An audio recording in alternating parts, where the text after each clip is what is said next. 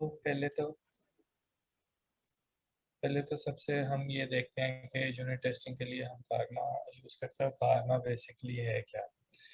तो इसमें जो कारमा है ना, वो हमारे पास टेस्ट रनर है। ठीक है, और इसके ऊपर अगर टेस्ट वगैरह लिखने हैं तो उसके लिए हमें अलग से फ्रेमवर्क वगैरह यूज़ करने पड़ते हैं, जिस तरह मौका, क्यू यूनिट या इस तरह के दूसरे फ्रेमवर्क्स हैं। अच्छा, इसके अंदर जो ये हमें देता है, हमारे पास हम कमांड लाइन पे जिस तरह हमें पता चल जाता है कि हमारे पास टेस्ट के फेल हो रहे हैं कौन से और कौन से पास हो रहे हैं, ये सारी चीज़ें हमें बताता है। ये थोड़ा बाकी टेस्टिंग सॉफ्टवेयर से जो है वो फास्ट भी है। ठीक है, इसके साथ हमें जो दूसरी चीज़ें फ्रेमवर्क्स यूज़ करके जो टेस्ट चलाने पड़ते हैं। ठीक है, इसके लिए कुछ हमें सबसे पहले तो हम इसमें देखते हैं इसकी इंस्टॉलेशन किस तरीके से होती है। ये भी पैकेज है नोड नोड नोड का, तो वो npm के थ्रू हम इसको इंस्टॉल कर लेते हैं अपनी एप्लीकेशन में। तो उसके साथ फिर आगे इसमें कुछ चीज़ें हैं, कुछ ऐसी चीज़ें जो आप यहाँ पे नहीं समझ आएंगी, वो हम इसकी जो इम्प्लीमेंटेशन जो हमने की हुई है ना, वो वहाँ पे फिर क्लियर हो जाएंगी। तो ये सारा इसका तरीकाकार है इसको इंस्टॉल करने का।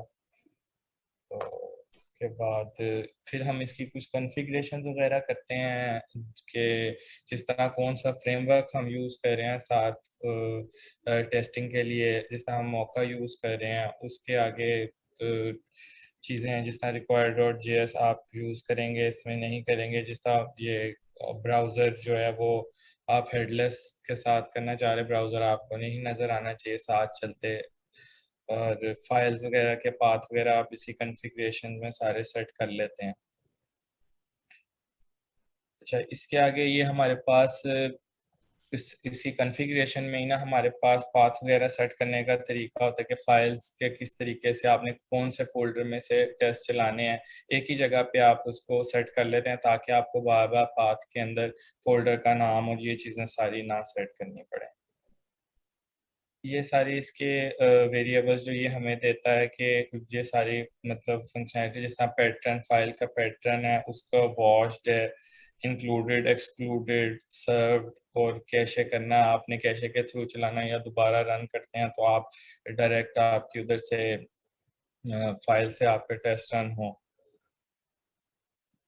ये इसकी कॉन्फ़िगरेशन है कि फाइल्स की, कि आप किस तरह पैटर्न उसके सेट कर देते हैं कि ये वाली फाइल किस तरीके से आपकी चलेगी। उसके बाद वॉच इसको आप देखना चाहते हैं कि नहीं, मतलब जब आप सेव करें तो इस वाली फाइल के ऊपर आपके दोबारा टेस्ट केसेस जो हैं वो रन होने चाहिए, नहीं होने चाहिए। ये सारी जो डिटेल इसकी कॉन्फ़िगरेशन वगैरह वो आप इसमें आगे डेमो में आपको ज़्यादा क्लियर हो जाएगी। अच्छा, इसके अंदर हम ब्राउजर्स भी सेट कर लेते हैं। सबसे जो मेन हमारे पास वैसे चलता है वो क्रोम चलता है, और आपको कोई चाहिए होता है तो वो आप इंस्टॉल कर लेते हैं इसके अंदर पैकेज के थ्रू, और उसकी से किसी कॉन्फ़िगरेशन में उसको सेट कर लेते हैं, और वो फिर उस ब्राउज़र के ऊपर भी आपका टेस्ट रन हो जाता है। ये इसकी डिफरेंट और चीज़ें हैं जो आप यूज़ करते हैं अपनी कॉन्फ़िगरेशन में। जो जो आपको चीज़ चाहिए वो आप उसको उस हिसाब से यूज़ कर लेते हैं। अच्छा, इसमें एक प्री प्रोसेसर्स होते हैं। इसमें जिस तरह के आपके अगर टाइप स्क्रिप्ट है तो उसको आप जेएस की फाइल्स में मिनिफाई कर लेते हैं, और उसकी भी प्रॉपर सेटिंग कर लेते हैं कि जब आपने टेस्ट रन करना है तो कुछ आप जिस तरह कोड कवरेज है वो आप देखना चाहते हैं कि कितना कोड कवर हुआ है टेस्ट रन होने पे, और कौन से वाला चला है कौन सा नहीं चला, तो वो भी आपको पता चल जाता है उसमें। ये भी हमने इम्प्लीमेंट किया है, ये भी देख लेंगे। अच्छा, इसमें आप डिफरेंट और भी प्लगइन्स यूज़ कर लेते हैं, जिस तरह कुछ आप रिपोर्टर्स यूज़ कर लेते हैं, वो आपको बता देते हैं आपके जब टेस्ट केसेस रन हुए तो एक रिपोर्ट जनरेट कर देते हैं। और कोड कवरेज के लिए आप पैकेजेस यूज़ कर लेते हैं, डिफरेंट ब्राउज़र्स के लिए यूज़ कर लेते हैं। वो सारी चीज़ें आप साथ साथ इसमें चला सकते हैं। ये सारी चीज़ें आपको कर्मा प्रोवाइड करता है। और ये तरीकाकार है इसके मतलब रन करने का कि कर्मा आप किस तरीके से स्टार्ट करते हैं, और इसके साथ ये डिफरेंट इसकी कॉन्फ़िगरेशंस होती हैं। ये भी इधर भी आप कर सकते हैं, या आपने डायनामिक अगर करनी तो आप इसी कॉन्फ़िगरेशन में भी कर लेते हैं।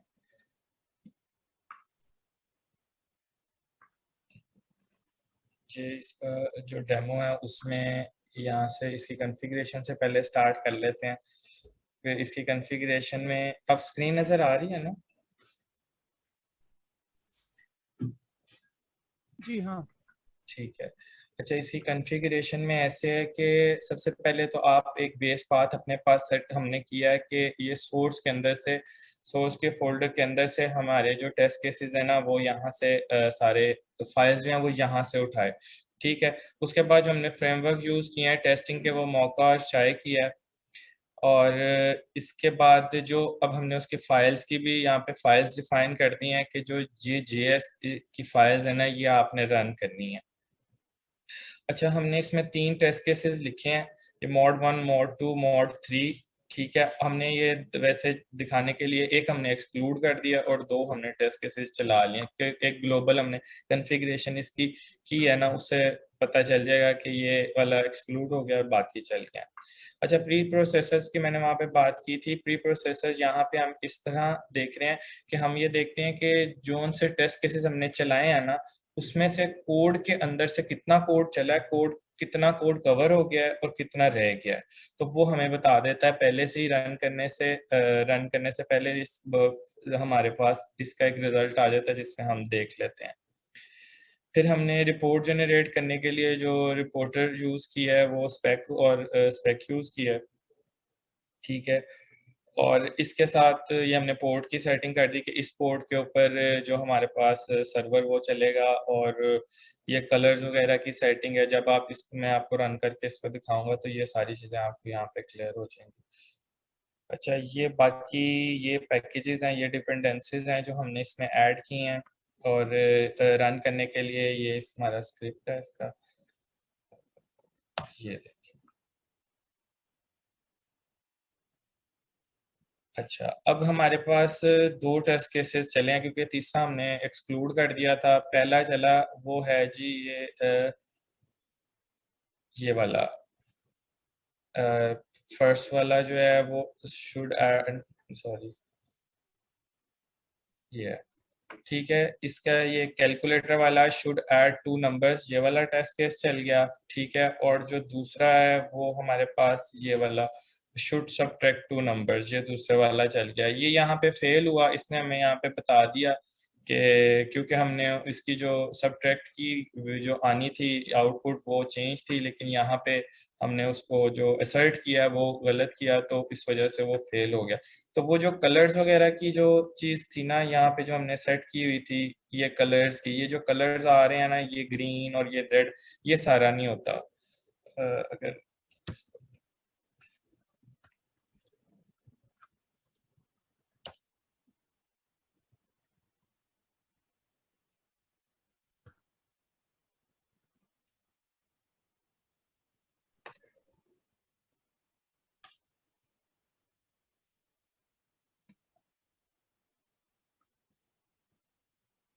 ये देखें, ये सारी हमने कॉन्फ़िगरेशन इसकी यहाँ पे कर ली। फिर ये इसकी लॉगिंग का भी कर लिया कि आपने इसकी इन्फो देखनी है, ये सारी इसकी इन्फो वगैरह आ रही है। ठीक है। उसके बाद एरर्स वगैरह देखने हैं तो वो सारा ऑटो वॉच हमने फॉल्स किया हुआ है इसमें। ब्राउज़र जो हमने अभी यूज़ किया है वो सिर्फ क्रोम यूज़ किया है, लेकिन आगे हम फायरफॉक्स से जो भी और ब्राउज़र्स हम साथ इसमें चलाना चाहते हैं वो भी चला सकते हैं। ठीक है। सिंगल रन हमने ट्रू किया हुआ है क्योंकि ये एक ही रन में, सिंगल रन होता है कि आप एक ही रन में सारे टेस्ट केसेस चलाना चाह रहे हैं। तो बाकी अगर एक एक करके चलाना चाह रहे हैं तो ये फिर आपके आगे CI/CD में आप इसको इम्प्लीमेंट कर सकते हैं। और कंकरेंसी में हमारे पास अगर ज़्यादा टेस्ट केसेस हैं और आप वो मुख्तलिफ ब्राउज़र्स पे चलाना चाह रहे हैं तो वो भी है इसके अंदर, ये भी आप साइमल्टेनियसली डिफरेंट ब्राउज़र्स पे इसको चला के देख सकते हैं। ठीक है। अब जो हमने इसमें कवरेज वगैरह सारे और रिपोर्ट्स वगैरह चेक किए हैं, मैं वो दिखा देता हूँ आपको। अ,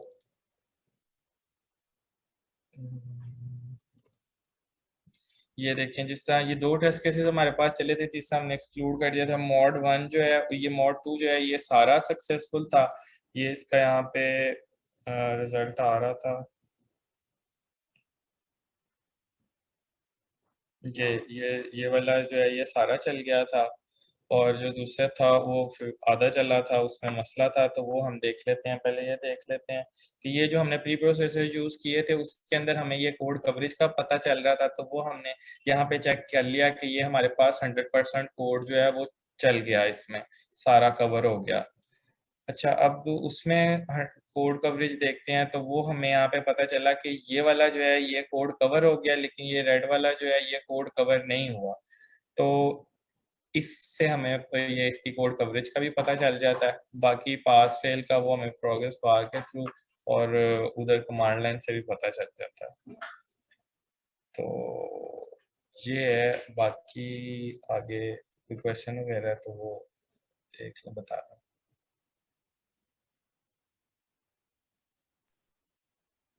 और इमरान भाई अगर कोई चीज रह गई मेहरान, है तो आपने वो मुझे इससे बता दें। पहले इससे पहले कितनी दफ़ा आपने प्रेजेंटेशन दी हैं?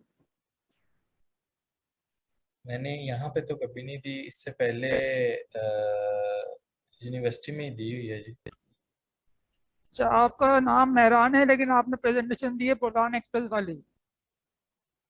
अच्छा, जल्दी जल्दी दे दी है। बहुत जल्दी दे दिए। आपने पाँच दोबारा मिनट शुरू कर में सारी स्लाइड्स 5 मिनट में सारी स्लाइड्स कवर कर दी। वो स्लाइड्स में मुमन ये था कि वो ज्यादातर तो समझ आ ही नहीं रही होती स्लाइड से, फिर ज्यादा साथ तो इधर साथ क्या इम्प्लीमेंटेशन कहते से हो, साथ समझ क्या कह आती रहे है। हो? इसको थोड़ा सा स्लाइड्स खोलो, पहली वाली स्लाइड खोलना। मैं एक काम करता हूँ, जो तुमने बात कही ना मैं उसमें थोड़ा सा एडिशन कर देता हूँ। तुम स्लाइड्स खोल जाओ वन बाय वन, मैं उसमें थोड़ी सी चीज़ें ऐड कर देता हूँ। चलिए ठीक है जी। जी।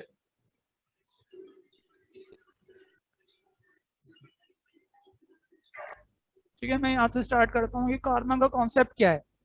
तो कार्मा बेसिकली ये टेस्ट रनर है। उस टेस्ट रनर काम कैसे करता है कि वो एक वेब सर्वर स्टार्ट करता है और एक ब्राउजर लेता है, और आपकी जो आपने जो भी काम किया है, जो कि आप टेस्ट करना चाह रहे हैं सोर्स कोड को वेब सर्वर के जरिए सर्व करता है। तो जब ब्राउजर जो है वेब सर्वर से कोड लेता है और उसको डिस्प्ले करता है, और उसके अगेंस्ट जो है फिर वो कार्मा जो है अपने जो यूनिट टेस्ट होते हैं उसको रन करवा देता है टेस्टिंग फ्रेमवर्क से। तो अगर देखा जाए तो ये बेसिकली फ्रेमवर्क नहीं है, ये एक सॉफ्टवेयर है, पीस ऑफ सॉफ्टवेयर है। क्योंकि बाकी जो फ्रेमवर्क वगैरह होते हैं वो हम उनको एग्जीक्यूट करते हैं, किसी ब्राउजर में एग्जीक्यूट होते हैं, कार्मा जो है वो मुख्तलिफ चीज़ें खुद एग्जीक्यूट कर रहा होता है। तो इस लिहाज से थोड़ा सा ये सोफिस्टिकेटेड काम है, क्योंकि इसमें कार्मा जो है ना वो सर्वर से कम्युनिकेट भी कर रहा होता है, एक तरफ वेब सर्वर से कम्युनिकेट कर रहा होता है, और दूसरी तरफ वो टेस्ट केसेस रन करके उसके रिजल्ट फैच करके वो भी हमें डिस्प्ले कर रहा होता है।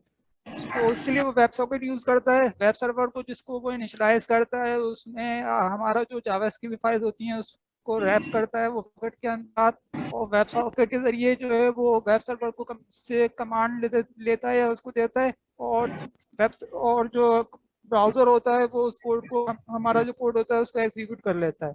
अच्छा, होता ये है कि 3-4 इसके जो एस्पेक्ट होते हैं, इसमें सबसे अहम चीज़ ये है कि ये सबसे टॉप लेवल पर होता है। हमारा जो स्टेक है, पूरा टेस्टिंग का स्टेक है, उसमें सबसे टॉप लेवल पर कार्मा होता है जो कि टेस्ट रनर है। बाकी जितने भी हमारे फ्रेमवर्क्स या लाइब्रेरीज हैं वो सब इसके अंडर में काम कर रही होती हैं, या इसको इस तरह से कह लें कि ये इन सबको कंट्रोल कर रहा होता है, उनको डेटा दे रहा होता है, उनसे डेटा ले रहा होता है। तो इस लिहाज से ये मास्टर है। तो अब हम बाकी जो भी चीज़ें पढ़ेंगे इसके बाद, जैसे मौका है या जैसे या क्या कहते हैं चाय है या सीनोन है, वो सब के सब जो है वो इसके अंडर में ही काम कर रहे होते हैं। उसको हम बेसिकली बाकी चीज़ों को तो आगे पीछे कर सकते हैं, ये स्विच कर सकते हैं, लेकिन हम कार्मा को स्विच नहीं कर सकते। हम स्टार्ट यहीं से करते हैं। Next slide.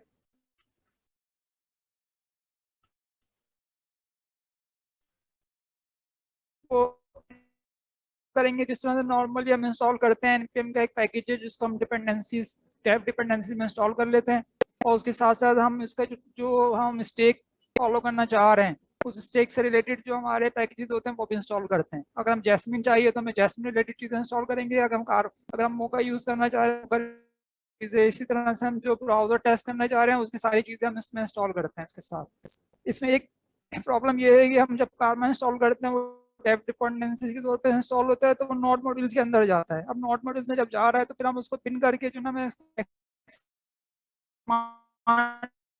उसको स्टार्ट कर रहे हैं, इनिट कर रहे हैं, तो हम उसको डॉट नोड मॉड्यूल्स पे स्लैश करके उसका आगे पूरा पाथ देना पड़ता है। उससे अगर हम बचना चाह रहे हैं तो हमें फिर उसकी CLI इंस्टॉल करना पड़ती है। इसकी CLI भी बेसिकली एक NPM पैकेज ही है।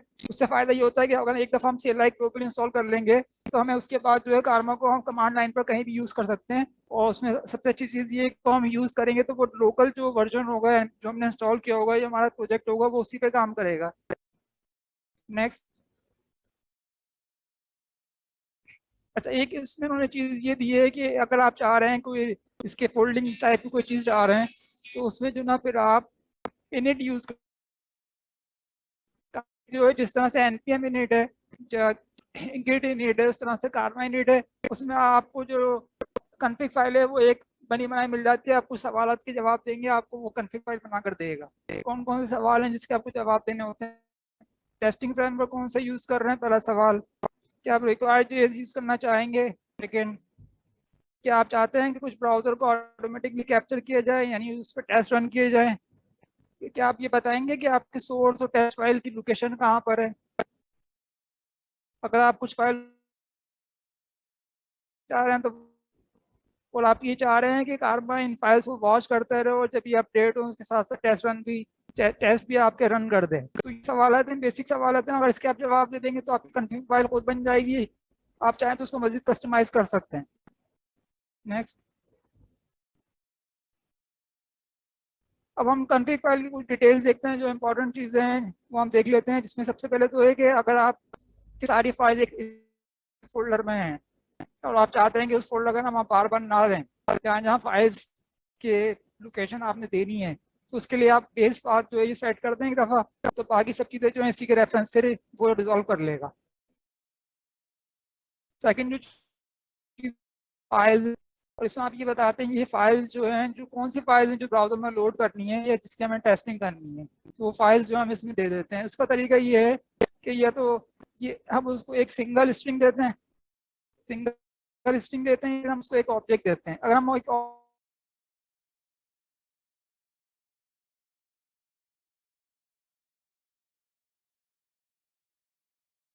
Included Surf watch non cash, ये 4 फ्लैग्स हैं, तो उसके जरिए वो जो है उन फाइल्स पे काम कर सकता है। जब हम सिर्फ स्ट्रिंग देते हैं तो इसका मतलब ये है कि भाई ये स्ट्रिंग जो है वो पैटर्न बन जाएगा और बाकी सारी वैल्यूज जो है ना वो फॉल्स डिक्लेयर कर ली जाएंगी।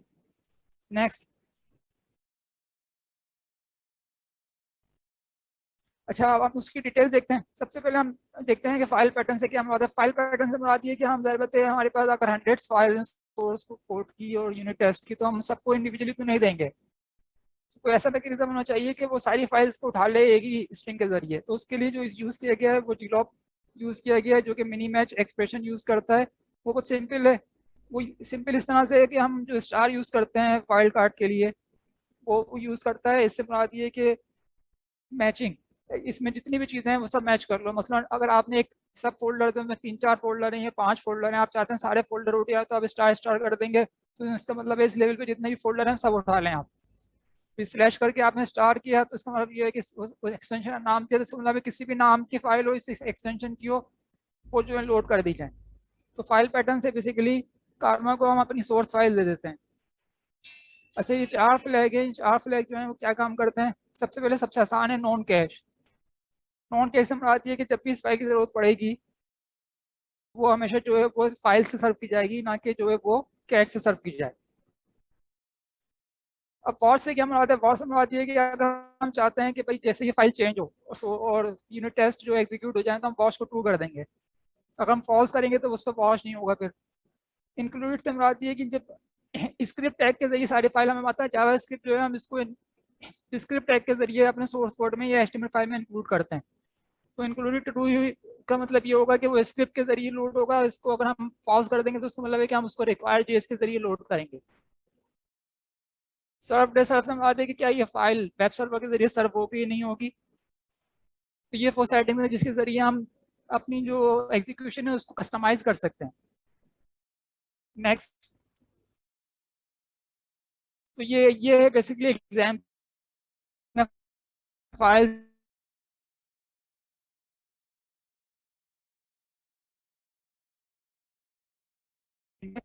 डिस्क्राइब कर सकते हैं।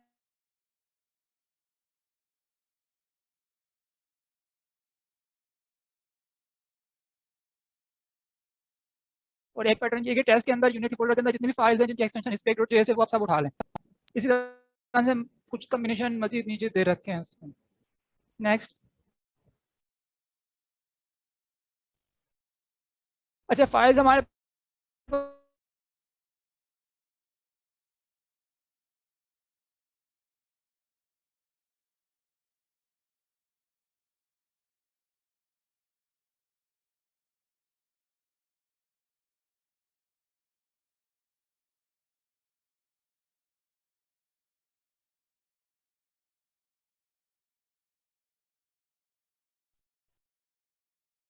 नेक्स्ट नेक्स्ट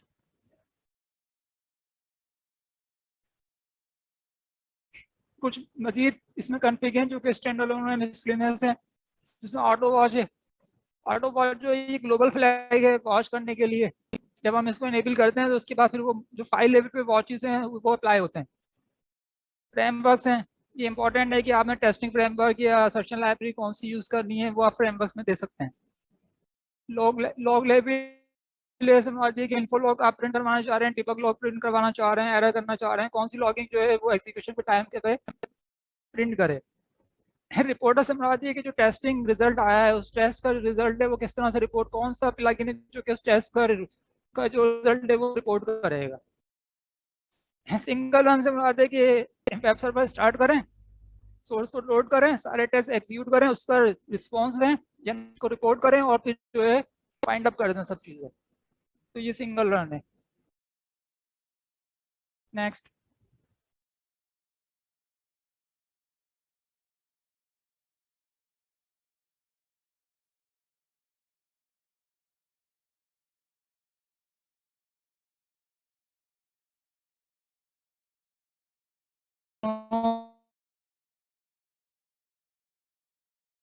प्रोसेसर एक अगर हमने यूज की हुई है और हम कहते हैं भाई टाइपस्क्रिप्ट का कोड एग्जीक्यूट कर दें, तो जाहिर बात है कारमा तो जावास्क्रिप्ट रन रहा है, टेस्ट रन रहा है, तो उसको पहले जो है उसको कन्वर्ट कर जावास्क्रिप्ट में, तो वो कारमा का काम नहीं है, वो प्री प्रोसेसर का काम है। तो प्री प्रोसेसर हम यूज करेंगे, उसको इंस्टॉल करेंगे जो कि प्लगइन के तौर पे या npm पैकेज के तौर पे इंस्टॉल होगा, उसकी कॉन्फ़िगरेशन हम इसमें देंगे और उसके बाद जब हम टेस्ट एग्जीक्यूट करेंगे तो हमारी जो टाइपस्क्रिप्ट की फाइल्स होंगी वो रन टाइम पर जावास्क्रिप्ट में कन्वर्ट होंगी और फिर कोड होंगी ब्राउजर में। नेक्स्ट, अब आते हैं मेन चीज़ पे कि कारमा में जितनी भी चीज़ें हैं ना वो सब प्लगइन्स के तौर पर हम इंस्टॉल करते हैं। उसमें मुख्तलिफ टाइप के प्लगइन्स हैं, प्री प्रोसेसर्स हैं, रिपोर्टर्स हैं, ब्राउजर्स लॉन्चर्स हैं, फ्रेमवर्क्स हैं, वो सारे के सारे कारमा के प्लगइन हैं और उसका एक स्टैंडर्ड नेमिंग कन्वेंशन है। अगर वो फॉलो करते हैं तो कारमा को फिर हमें बताने की जरूरत नहीं पड़ती कि भाई आपने ये प्लगइन लोड करना है। और वो जो एक्सटेंशन है वो ये है कारमा डैश। अगर किसी का प्रीफिक्स, किसी भी npm पैकेज का प्रीफिक्स कारमा डैश होगा तो वो ऑटोमेटिकली कारमा उसको उठा लेगा नोड मॉड्यूल में से। और अगर किसी का प्रीफिक्स ये नहीं है और लेकिन हम चाहते हैं कि कारमा उसको लोड करे तो फिर हमें प्लगइन्स के अरे के अंदर उसको डिफाइन करना पड़ेगा, तो फिर वो अदरवाइज वो लोड नहीं होगा। तो इसकी एग्जांपल कुछ दे रखी है, कुछ प्लगइन्स हमारे सामने है, कारमा डैश मोका, कारमा डैश फायरफॉक्स लॉन्चर, ये सब के सब जो है खुद ब खुद लोड हो जाएंगे क्योंकि इसका जो नैनी कन्वेंशन है जिसको फॉलो कर रहे हैं। नेक्स्ट, अब हमने सब पूरा सेटअप कर दिया, कॉन्फ़िग फाइल हमारी बन गई है। अब हमें टेस्ट रन करने हैं। टेस्ट रन करने के तरीके ये है, कारमा स्टार्ट, उसके आगे हम कॉन्फ़िग फाइल का नाम दे देंगे। अगर कॉन्फ़िग फाइल का हमने स्टैंडर्ड नाम रखा हुआ है तो हमें वो देने की जरूरत नहीं है, जो रूट डायरेक्टरी में जो कारमा की कॉन्फ़िग फाइल होगी वो उसको उठा लेगा। और हम चाहते हैं कुछ पैरामीटर्स ऐसे जो हमने कस्टमाइज करना चाह रहे हैं तो हम उसको कमांड लाइन में दे सकते हैं।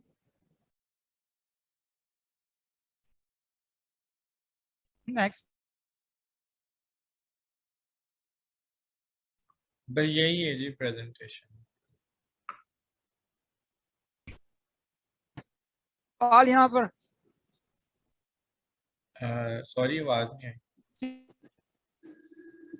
सही है, आई थिंक काफी है। Karma is a test runner basically, तो उसके साथ जब कॉम्बिनेशन के साथ कुछ यूज होगा तो शायद और चीजें खुलेंगी। तो अभी तक किसी का क्वेश्चन है कारमा पे या इन जनरल यूनिट टेस्टिंग पे, या हम लोग क्यों कर रहे हैं यूनिट टेस्टिंग, ये प्रैक्टिकल है भी या नहीं? ऐसे क्वेश्चंस हो सकते हैं हों तो आप पूछ सकते हैं, कोई इशू नहीं है, डिस्कस कर सकते हैं इसको। एक क्वेश्चन है मेरा। हाँ आई थिंक हम क्या ये क्लैरिफाई अगर करेंगे, हम कोई भी काम करते हैं तो हम कैसे आइडेंटिफाई करेंगे जो हमने काम किया है उसका हमें यूनिट टेस्ट भी लिखना चाहिए?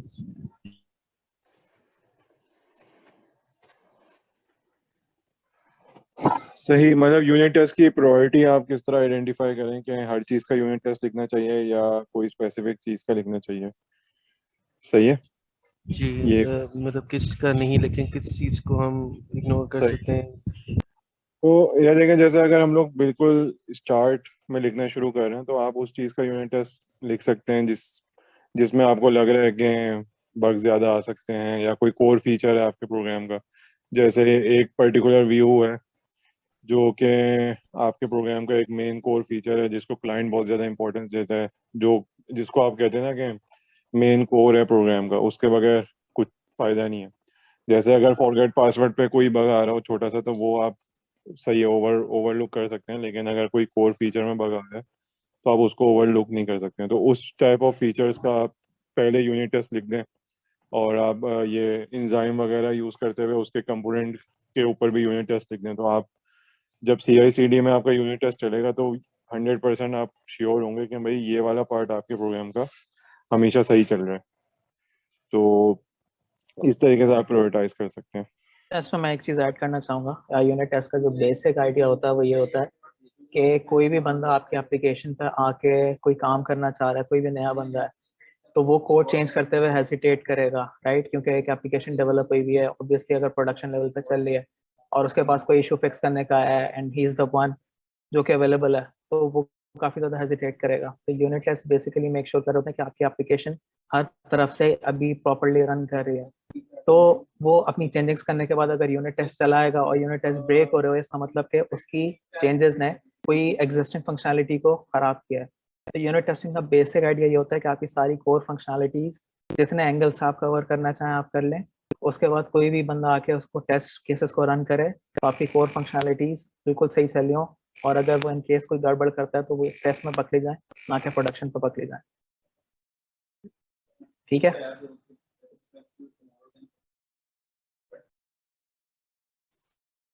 Okay, thank you. अच्छा, साथ मेरे ख्याल में कारमा के ओवरऑल प्रोग्रेस देख लें थोड़ा सा, हम क्या मतलब कहाँ पर खड़े हुए हैं, जी, क्या करना है फर्दर। आप शेयर करके बता दें, आई थिंक JS बैकलॉग से, ताकि बाकी लोगों को स्क्रीन भी शेयरिंग किसकी है, बंद कर दें स्क्रीन शेयरिंग? मेरा स्क्रीन शेयर बंद कर दो। साथ तुम स्क्रीन शेयर कर लो, मैं काफी बोल चुका हूँ। आप शेयर कर दें, मैं बोल देता हूँ। मुझे खोलना पड़ेगा भाई। बोलना आसान होता है, करना मुश्किल होता है। मैं अभी तक ये चीजें सीखी। अभी स्क्रीन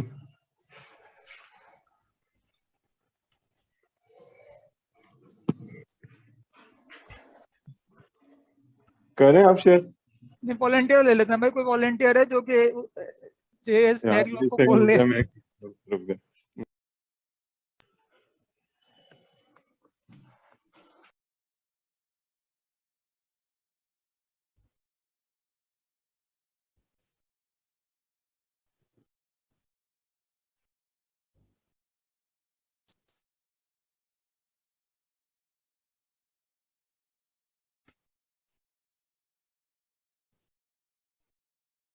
डेडलॉक हो गया क्या कोई?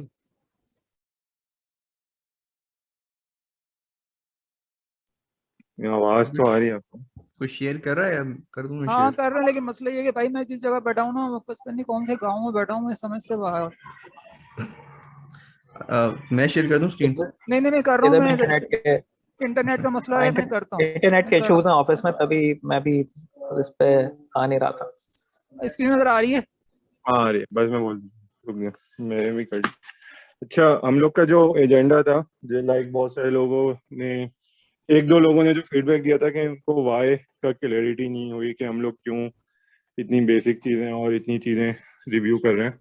तो बेसिकली उसका मकसद ये है कि हम लोग जो जिस प्रिंसिपल या जिस जिन कोर कॉन्सेप्ट्स पे खड़ी होती है ना, हम लोग उसको टच कर रहे हैं वन बाय वन। सही है। और ये चीज़ें हर फ्रेमवर्क में यूज़ होती हैं। सो लाइक ES6 हो गया, लाइक पैकेज मैनेजर हो गया, वेब पैक हो गया। सही है।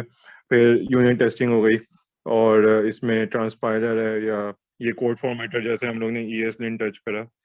तो ये चीज़ें बेसिकली आपके हर JS के फ्रेमवर्क में यूज़ होंगी। So once you are good at that, like आपको वेब पैक की कॉन्फ़िगरेशन पता है, तो यू नो कि आप एंगुलर में कोई बंडलिंग का इशू आएगा, या कोई एडवांस एप्लीकेशन में आप रिएक्ट नेटिव में कभी आपने काम करा तो आप उसको रिजॉल्व कर सकते हैं। इसी तरह ES6 है या HTML5 APIs हैं, ये आपको कि हर फ्रेमवर्क में हेल्प करेंगी। तो हम लोगों ने जो ये हम लोग का जो वो था कि हम लोग इकोसिस्टम की चीज़ें पहले कवर कर लें, उसके बाद हम लोग नेक्स्ट चीज़ों पे मूव करेंगे। तो उसमें हम लोग की प्रोग्रेस ये है कि ES6 HTML5 APIs ये दोनों हम लोग ने बहुत अच्छी तरह कवर कर लिए हैं, और ESLint और Prettier भी कवर कर लिया है। ESLint बहुत सारे लोगों ने अपने प्रोजेक्ट्स में इम्प्लीमेंट भी कर लिया है, और हम लोग ने रिव्यूज़ भी स्टार्ट कर दिए हैं। लास्ट वीक एक प्रोजेक्ट का रिव्यू हुआ था, कल भी एक प्रोजेक्ट का रिव्यू है। तो मोस्ट प्रोबेबली हर वीक या अल्टरनेट वीक कोई ना कोई प्रोजेक्ट का रिव्यू भी हो रहा होगा, जिसमें हम लोग ये चीज़ें भी चेक कर रहे होंगे, फोल्डर स्ट्रक्चर भी देख रहे होंगे, और इस टाइप की और चीज़ें भी देख रहे होंगे। अच्छा, फिर हम लोग ने वेब पैक भी टच कर लिया है। वेब पैक की और डिटेल प्रेजेंटेशन या शायद एक हैंड्स ऑन हो जाए इस महीने के एंड में। फयाज के ऊपर है ये, और लोअर टीम के ऊपर है ये चीज़। बाकी यूनिट टेस्टिंग हम लोग का मेन गोल है कि वो हम लोग जो है ना, या तो कारमा चाय के साथ या जेस के साथ, या दोनों का एक ट्यूटोरियल आप लोग को दे दें, ताकि वो आप लोग अपने प्रोजेक्ट्स में इम्प्लीमेंट इस सेंस में हो कि कवरेज आप अपनी मर्जी से कर लें, लेकिन आपके प्रोजेक्ट में फ्रेमवर्क इंक्लूड हुआ हुआ हो यूनिट टेस्टिंग का, आप जब दिल चाहें यूनिट टेस्ट लिख सकें। सो ये प्रोग्रेस थी इसमें, और ये इसका रीज़न भी मैंने साथ साथ बता दिया। तो इसमें किसी का कोई कमेंट है या किसी को कुछ ऐड करना है तो कर लें। मैं चाह रहा था कि हम इसको रिव्यू करके अगर कुछ चीजें कम कर सकें तो कम कर देते हैं। हाँ, इसमें इसमें फर्स्ट ये है कि हम लोग टेम्पलेटिंग कम कर सकते हैं आई थिंक अभी, टेम्पलेटिंग और और मेरे ख्याल में स्टेट मैनेजमेंट भी कम कर स्टेट, सकते हैं। स्टेट मैनेजमेंट हाँ, सभी को आइडिया है उसका। हाँ, और फिर हम लोग ये एक दफ़ा ये वेब पैक और यूनिट टेस्टिंग सही से हो जाए तो बस हम लोग फिर रिएक्ट के फोल्डर स्ट्रक्चर पे या रिएक्ट की चीज़ों पे मूव हो सकते हैं। सही। सागा का आइडिया है सबको? नहीं, सागा का आइडिया नहीं है किसी को भी। इसकी इंट्रोडक्टरी सेशन हम लोग नेक्स्ट क्वार्टर में रख देते हैं, अभी के सही। लिए छोड़। सागा पे काम भी बहुत कम लोगों ने करा है। सागा ही पे काम करना चाहिए।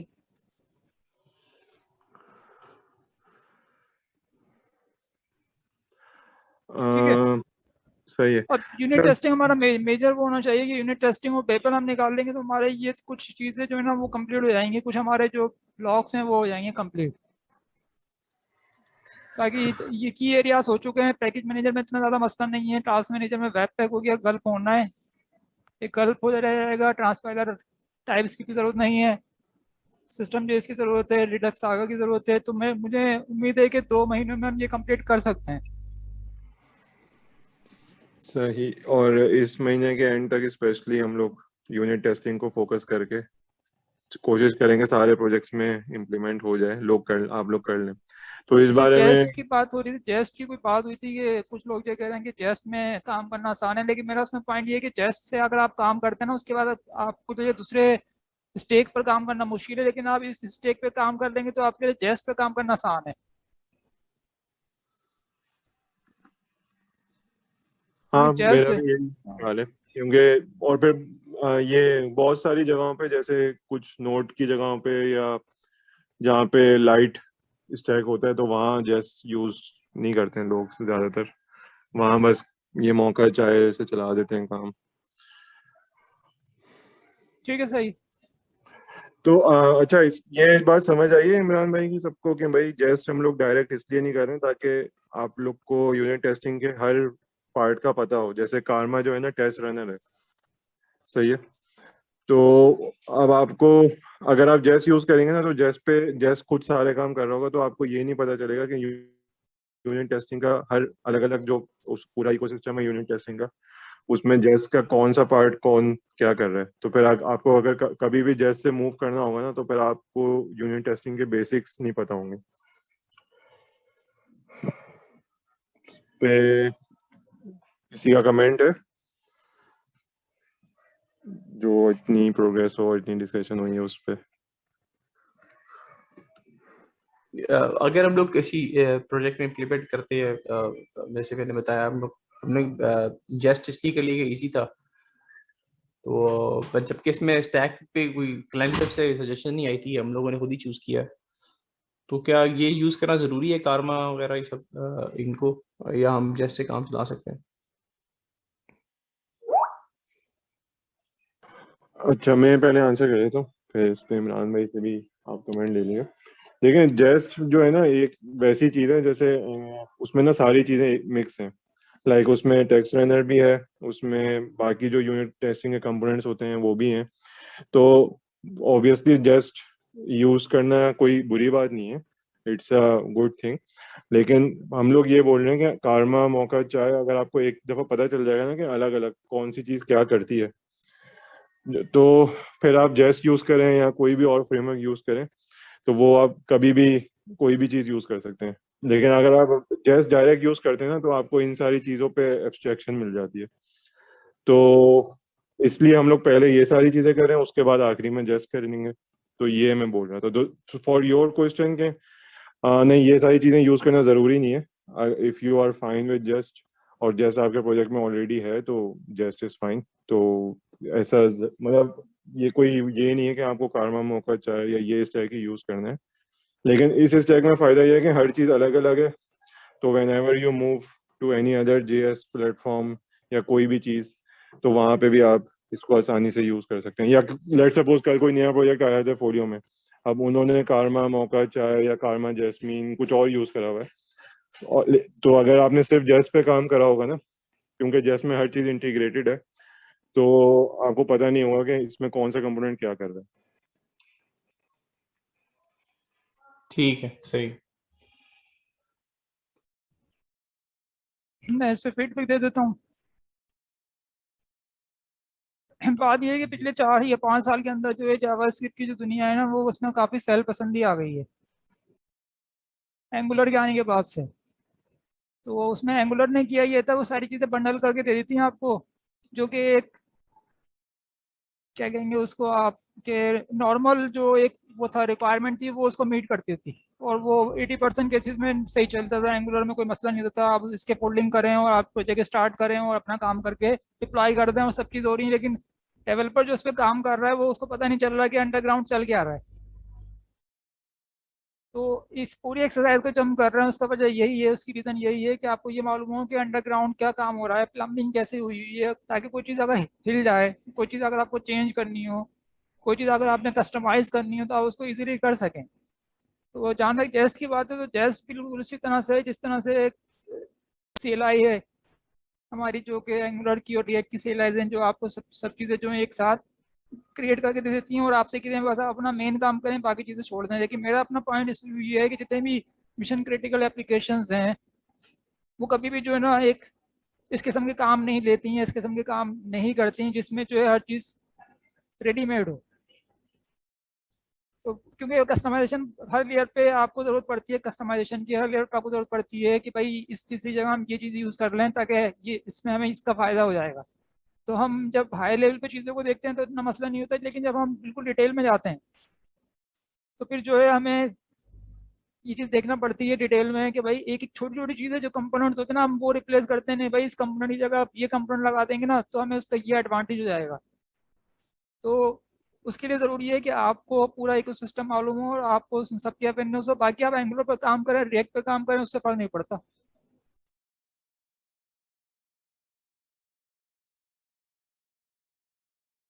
सही है। तो ये मैंने डायग्राम भी खोली थी जो मारिफ की प्रेजेंटेशन में थी, जिसमें हम लोग ने हर यूनिट टेस्ट के अलग अलग कंपोनेंट को देखा था कि टेस्ट रनर है, रिपोर्ट्स है, फिर ब्राउज़र में डिस्प्ले करना है, या रन टाइम पे क्या चल रहा है। तो इसमें हम लोग ने ये भी देखा था कि इसमें आपको नज़र आ रहा होगा जेस्ट हर चीज़ में कॉमन है। तो जैसे ये सारे जो एलिमेंट्स है ना यूनिट टेस्टिंग के, वो सबको कवर करता है। तो और बाकी जो कारमा मौका है, ये कुछ कुछ चीज़ें यहाँ की कवर करती हैं। तो एक ये भी बस मैंने पिछली प्रेजेंटेशन से दिखा रहा था।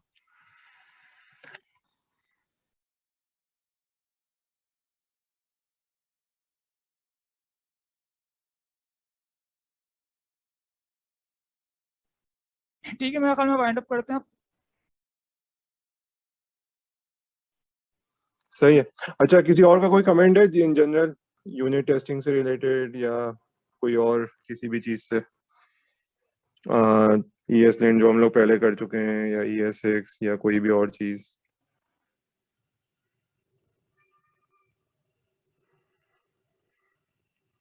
ले नहीं कोई क्वेश्चन याद नहीं है।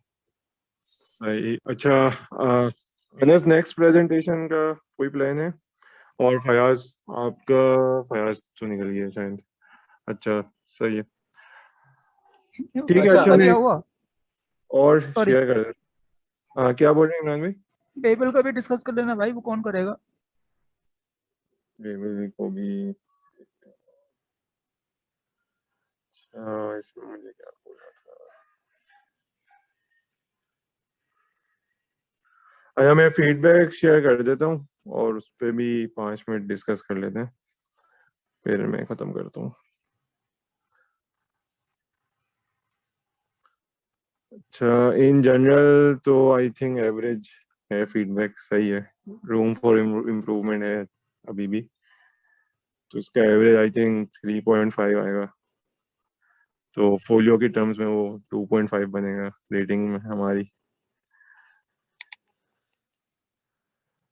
अच्छा, इसमें जो कमेंट्स हैं वो आपके सामने हैं। अच्छा, इसमें मुझे एक चीज, जो 2-3 वन कमेंट्स बाय मिले वन थे, कमेंट वो देख ये था लेते हैं, कि वन हम बाय वन लोग डिस्कस कर लेते हैं कमेंट्स। 1 बाय 1 देख लेते हैं। ये first go through written text and then add your own. ये आई थिंक ये है कि अगर जो प्रेजेंटेशन जो भी प्रेजेंट कर रहा है, उसने जो पॉइंट्स लिखे हैं पहले वो उस पर फोकस कर ले, उसके बाद वो और एग्जांपल्स दे। सही है। अच्छा, वेब पैक पे जो हम लोग ने कवर करा था, उसमें हाउ और व्हाट हम लोग ने ज़्यादा फोकस नहीं करा।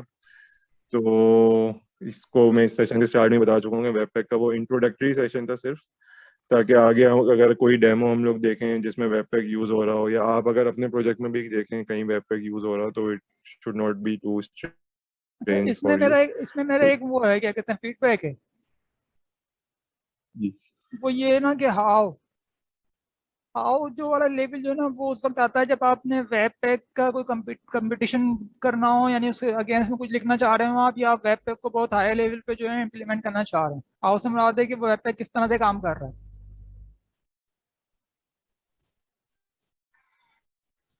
ठीक है।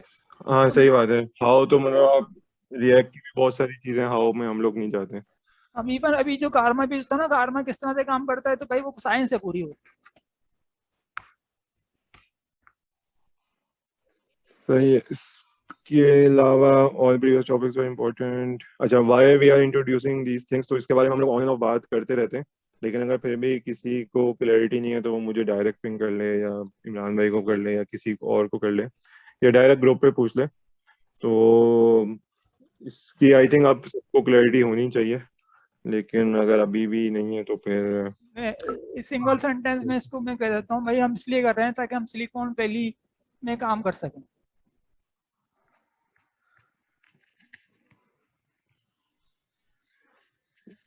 किसी का कमेंट है इस पे? और 15 लोग हैं यार, कोई और तुम कुछ बोले? आबिद, आबरू और राशिद। हम खामोश इसका मतलब है हम अग्री बात से कि ठीक लिखा हुआ है। नहीं, वो तो आप खामोश होने का मतलब है जबरदस्ती का एग्रीड है। नहीं सही है अभी तक तो। सही है। अच्छा, इसमें फिर अच्छा, when we will implement our project soon, तो प्रोजेक्ट्स में देखें इम्प्लीमेंट करना जो है, जो नए प्रोजेक्ट्स हैं उसमें मैंने बात भी करी है डिवीजन ओनर से भी, अलीम भाई से भी बात कर ली है। सो फुली नए प्रोजेक्ट्स में हम लोग ये चीज़ें इम्प्लीमेंट करने स्टार्ट करेंगे। So once we are done with unit testing तो वी विल ट्राई कि ESLint और यूनिट टेस्टिंग का फ्रेमवर्क एटलीस्ट जो है वो प्रोजेक्ट्स में इंक्लूडेड हो। और फिर हम लोग जब ये रिएक्ट का फोल्डर स्ट्रक्चर डिस्कस करेंगे तो फिर हम लोग कोशिश करेंगे कि सारे प्रोजेक्ट्स उसी फोल्डर स्ट्रक्चर पे हों, उसमें वेब पैक की भी कॉन्फ़िग फाइल हो बाहर और ये चीज़ें भी स्ट्रक्चर्ड हों, और CLI से प्रोजेक्ट्स फिर हम लोग ना करें। तो वो, और उसके अलावा अभी आप लोग ये चीज़ें अपने प्रोजेक्ट में इम्प्लीमेंट कर सकते हैं ऑन योर ओन। जैसे ESLint के तो हम लोगों ने पूरी ट्यूटोरियल दिया हुआ है, लेकिन बाकी चीज़ें आप खुद से अभी भी इम्प्लीमेंट कर सकते हैं। तो ये अच्छा, इसके बारे में भी आपको खुद कम्युनिकेट करना होगा कि अगर आपकी कोई अंडरस्टैंडिंग नहीं है तो आप फिर उसको डिस्कस करें सेशन में ही या सेशन के बाद जो टाइम होता है। इस पे मैं अच्छा, फीडबैक ये देता हूँ। Please teach us how to implement on. There has to be some sort of validation, इस पे मैं फीडबैक दे देता हूँ। ऊपर वाले पॉइंट पे फीडबैक है भाई, ये हम यूनिवर्सिटी में नहीं है, प्रैक्टिकल लाइफ में है। ठीक है, पेपर यहाँ एग्जाम नहीं होंगे, पेपर्स नहीं होंगे, आपका रिव्यू होगा, उसका रिजल्ट आपको मिल जाएगा। ये नीचे वाला कमेंट भी थोड़ा इसी तरह का है।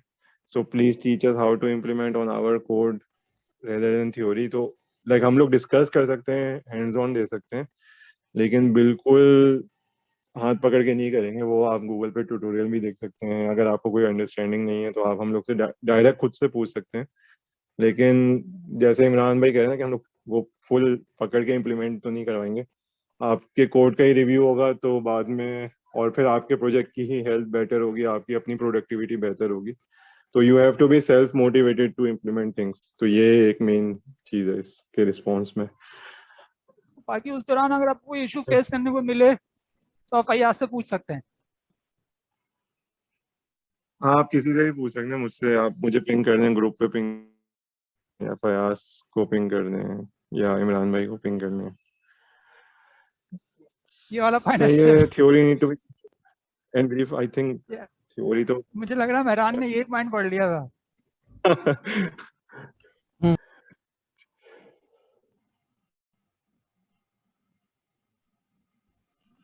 Sessions are well conducted, efforts are prominent too. Only I do not understand the implementation part of it yet. Will that be catered? I think ये फिर वेबपैक या यूनिट टेस्टिंग के रिसेंट सेशन के रिलेटेड होगा। तो इसका जिन लोगों ने अभी ज्वाइन करा है फोलियो, या जिन लोगों ने ग्रुप अभी ज्वाइन करा है, तो उसमें यह है कि हम लोग एक थीम लेके चल रहे हैं। तो 4-5 सेशंस एक साथ होते हैं, या सॉरी 3-4 सेशंस या 2-3 सेशंस होते हैं एक ही थीम पे। तो उसमें जो पहला सेशन होता है वो बहुत ज़्यादा थ्योरेटिकल होता है। फिर बाद में जो सेशन होता है वो थोड़ा कम थ्योरेटिकल होता है, और जो बिल्कुल एंड में सेशन होता है वो सिर्फ प्रैक्टिकल होता है कि आपको अपने प्रोजेक्ट में कैसे इम्प्लीमेंट करना है। तो ये सॉर्ट ऑफ फेज है जो अभी इस पे हम लोग चल रहे हैं। इसमें एक छोटा सा पॉइंट ये है कि कुछ चीज़ें इस तरह से इंटरवीन है कि समझ में ये नहीं आता कि कौन सी चीज़ कहाँ से स्टार्ट की जाए। तो उसमें फिर ये होता है कि थोड़ा स्लोली और ग्रेजुअली जो है ना चीज़ों को जो है वो प्रेजेंट किया जाता है, ताकि आपको समझने में या उसको अप्लाई करने में मसला ना हो। आप देखें आपके सामने ये क्या अभी 3-4 चीज़ें जो है फ्रेमवर्क या प्लगइन जो है कंबाइन हुए हैं इसकी सिर्फ यूनिट टेस्टिंग के अंदर। अभी हमने इसके अंदर वेब पैक नहीं लगाया है, अभी हमने इसमें बेबल नहीं लगाया है। तो जब इसमें वेब पैक को बेबल भी लगेगा, फिर जब इसमें सिस्टम चेंज भी जाएगा, तो ये तकरीबन 7-8 किस्म की लाइब्रेरी जब आप इसे मिलकर काम करेंगे तो फिर वो चीज़ जो ना सही मायने में सामने आएगी कि हम करना क्या चाह रहे हैं। लेकिन उस तक लेवल तक पहुंचने के लिए सब्र चाहिए थोड़ा सा। ठीक है, तो ये फीडबैक था जो रिसीव हुआ था 30 लोगों में से, तकरीबन 35 लोगों में से।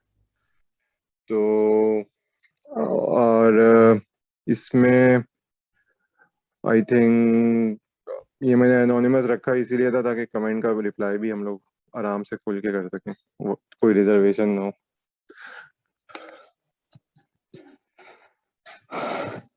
ठीक है, फिर इसको एंड करते हैं। Thanks everyone for joining. आवाज आ रही है? हेलो जी यस जी जी हाँ, थैंक यू। खुदा हाफिज़। हाफिज़।